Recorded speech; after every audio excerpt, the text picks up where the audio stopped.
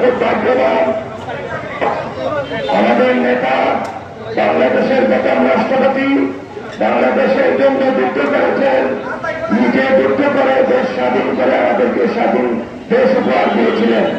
কিন্তু ষড়যন্ত্রের কবলে পড়ে আবার যখন দেশ সমস্যায় জর্জরিত হয় তখন সিপাহী জনতার বিপ্লবের মাধ্যমে বাংলাদেশের দায়িত্ব শহীদ প্রেসিডেন্ট জিয়াউর রহমানকে দেওয়া হয়েছিল।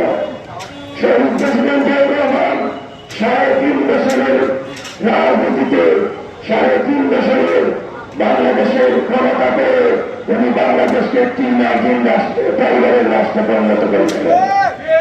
আমাদের নেতা তার জীবন দিয়ে বাংলাদেশের গণতন্ত্রকে রক্ষা করতে চেয়েছিলেন, তাই উনি শহীদ হয়েছেন, তবুও ষড়যন্ত্রকারীদের কাছে মাথা নত করেন নাই।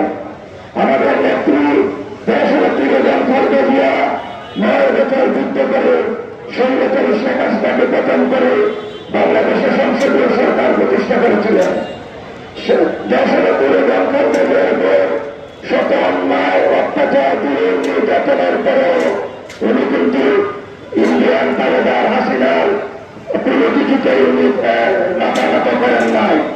তাই উনি 10 বছর আগে বলেছিলেন আওয়ামী লীগ ধ্বংস হবে, আওয়ামী লীগ ধ্বস্ত হবে, আওয়ামী লীগ থেকে পচা দুর্গন্ধ বের হবে।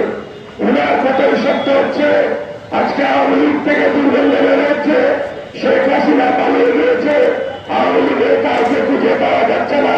সবাই দেখা যায় পুরোপুরি অন্যায় অত্যাচার নির্যাতনের সাথে আছে, টাকা পাচারের সাথে আছে, মারপুর হত্যার সাথে আছে। তাই তারা দেশ ছেড়ে পালিয়ে গিয়েছে। আমরা কিন্তু দেশ ছেড়ে পালিয়ে যাই নাই, আমরা দেশের মানুষের জন্য রাজনীতি করি। দেশ নয় জনাব তারেক রহমান বলেছিলেন আমাকে ক্ষমতায় নেওয়ার জন্য নয়, আমাকে প্রধানমন্ত্রী করার জন্য নয়, আপনারা আপনাদের দুধের অধিকার ফিরিয়ে পাওয়ার জন্য, আপনাদের দিনের রাতের দুধ দিয়ে দেওয়ার ব্যবস্থা করার জন্য আপনারা এই হাসিনাকে বদল করতে হবে। উনি বলেছিলেন বাংলাদেশ, উনি বলেছিলেন যদি তুমি ভয় পাও তবে তুমি শেষ, যদি তুমি উঠে দাঁড়াও তবে বাংলাদেশ। বাংলাদেশে বিপ্লবী ছাত্র জনতা এই প্রজা আন্দোলনকে নিয়ে ঢুকে দাঁড়িয়েছিল। তাই ঢাকা রাজপথে সারা বাংলাদেশে ১ কোটি ছাত্র জনতা সেদিন দখল করে শেখ হাসিনা পতন করে শেখ হাসিনাকে বাংলাদেশ থেকে বিতাড়িত করে তারপরে তারা বেড়ে দিয়েছে। কিন্তু এখন আমাদের আরো ষড়যন্ত্র আমাদের সামনে আছে। আমরা এই ষড়যন্ত্র রুখে দিতে হবে। দেশ নয় জনাব তারেক রহমানকে আমরা যতদিন পর্যন্ত বাংলাদেশে ফিরিয়ে নিয়ে আসতে না পারবো, যতদিন পর্যন্ত বাংলাদেশে একটি নির্বাচনের ব্যবস্থা করতে না পারবো, আমাদের এই আন্দোলন আমাদের এই সংগ্রাম অব্যাহত থাকবে। আমরা বিশ্বাস করি কিছু দিনের মধ্যেই এদেশে একটি নির্বাচনের ব্যবস্থা হবে।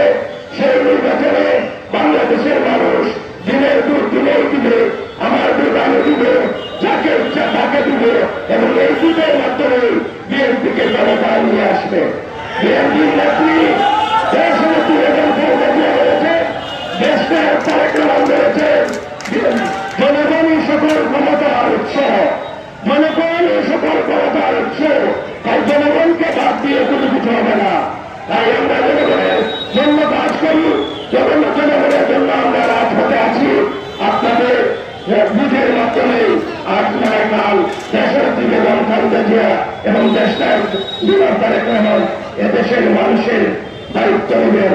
আমি বিশ্বাস করি দেশটার তারেক রহমান যেদিন বাংলাদেশে আসবেন ১ কোটি মানুষ রাস্তায় নেমে আসবে এবং যত ষড়যন্ত্র